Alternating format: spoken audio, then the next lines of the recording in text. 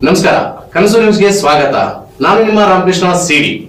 ಈಗ ವಾರ್ತೆಗಳ ವಿವರ. ತುಂಗಭದ್ರಾ ಅಣೆಕಟ್ಟು ಮಾದರಿಯ ಸ್ತಬ್ಧ ಚಿತ್ರ ನೋಡುಗರ ಕಣ್ಮನ ಸೆಳೆಯಿತು. ಗಂಗಾವತಿ ಆಗಸ್ಟ್ 15ರಂದು ವಿಸ್ಡಮ್ ಎಲಿಮೆಂಟರಿ ಶಾಲೆಯಲ್ಲಿ 78ನೆಯ ಸ್ವಾತಂತ್ರ್ಯ ದಿನಾಚರಣೆಯನ್ನು ಸಂಭ್ರಮದಿಂದ ಆಚರಿಸಲಾಯಿತು. ಕಾರ್ಯಕ್ರಮಕ್ಕೆ ಮುಖ್ಯ ಅತಿಥಿಗಳಾಗಿ ಆಗಮಿಸಿದ ಶಾಲೆಯ ಚೇರ್ಮನ್ ಆಗಿರುವ ಡಾಕ್ಟರ್ ವಿನಯ್ ಗುಂಜಳ್ಳಿ ಹಾಗೂ ಡಾಕ್ಟರ್ ವೀರೇಶ್ ಕಟ್ಟಿ ಅವರು ಧ್ವಜಾರೋಹಣ ನೆರವೇರಿಸಿದರು. ಧ್ವಜಾರೋಹಣ ಕಾರ್ಯಕ್ರಮದ ಮೊದಲು ಶಾಲೆಯ ವಿದ್ಯಾರ್ಥಿಗಳು ಮಾರ್ಚ್ ಪಾಸ್ಟ್ ಮಾಡುವ ಮೂಲಕ ಶಿಸ್ತಿನ ಪ್ರದರ್ಶನ ನೀಡಿದರು. ಶಾಲೆಯ ಸಂಸ್ಥಾಪಕ ಚೇರ್ಮನ್ರಾದ ಬಸವರಾಜ್ ಇಂಗ್ಳಳ್ಳಿ, ಕಾರ್ಯದರ್ಶಿಗಳಾದ ರಾಜ್ ಇಂಗ್ಳಳ್ಳಿ, ಪ್ರಾಂಶುಪಾಲರಾದ ಶ್ರೀಮತಿ ಅರುಣಾದೇವಿ ಅವರು ಉಪಸ್ಥಿತರಿದ್ದರು.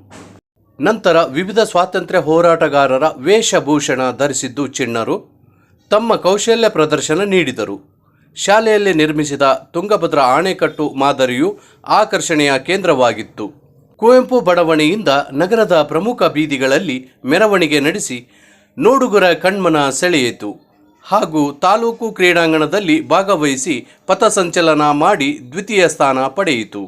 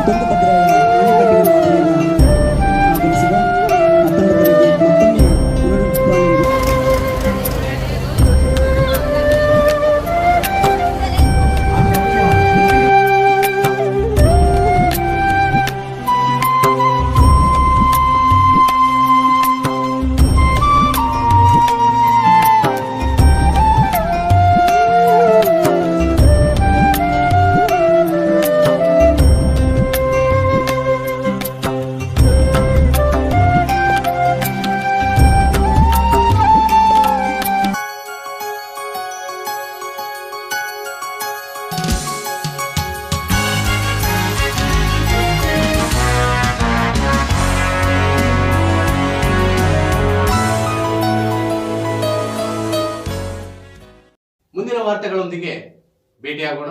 ನಮಸ್ಕಾರ.